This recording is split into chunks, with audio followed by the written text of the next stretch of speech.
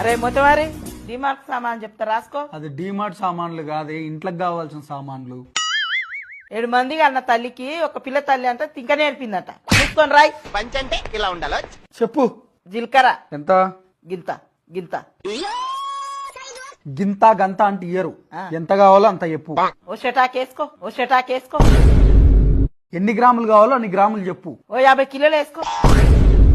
నువ్వేమన్నా దుకాణం పెడుతున్నావే, అవి కిలోలు కాదు గ్రాములు. అదే వేసుకో. నెక్స్ట్ ఆవాలు ఎంత? అవి ఓ అద్దపావు వేసుకో, అవి ఓ అద్దపావు వేసుకో. అద్దపావు అంటే గింత. గంత కాదు గింత వేసుకో, గంత కాదు గింత వేసుకో. మళ్ళీ పంచ్. గింతనేలే, ఎన్ని గ్రాములో చెప్పు. 100 గ్రాములు వేసుకో. అట్లా చెప్పు. తర్వాత టాయిలెట్ టాయిలెట్ పోయిరాపు. టాయిలెట్ కాదురా, దోమలు వస్తే చచ్చిపోతాయి చూడు గది. అది టాయిలెట్ కాదు, ఆల్ అవుట్. ఇంకా ఒక లిప్టిక్ దే. నువ్వెప్పటి నుంచి లిప్స్టిక్ పెట్టుకుంటున్నావే? వాషింగ్ మిషన్ లేచి లిప్టిక్.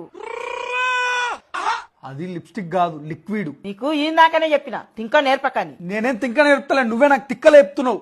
చక్క చెప్పు. ఓ పోరడా. పోరడా? ఆడేవాడు? ఒక్కనే కేస్తున్న పోడర్రా. అది పోరడా కాదు, పౌడర్. నెక్స్ట్ అంట్ల సబ్బులు తీసుకురా, ఒకటేమో కుడక తీసుకురా. కుడుకనా? కుడుక అంటే అదే బాక్సులు ఉండదు, అదే బాక్సులు ఉండదు. అది కుడుక కాదు, డిష్ వాష్ బార్ అంటారు. నెక్స్ట్ ఏంది? ఒక కంపాటు. ఎండాకాలం అయిపోయిన తర్వాత కుండెందుకే ఇప్పుడు? కుండ కాదురా, బట్టలకేస్తే కమ్మటి వాసన వస్తుంది చూడు గది గది. అది కంఫర్ట్ కాదే, కంఫర్ట్. నీకోదండ, నీ సామాన్ల కోదండ, నేను రాయను పో. లచ్చలు లచ్చలు వచ్చి చదివించినాం కదా, నీకు సామాన్ రాయనికి శాతనైతే లేదు.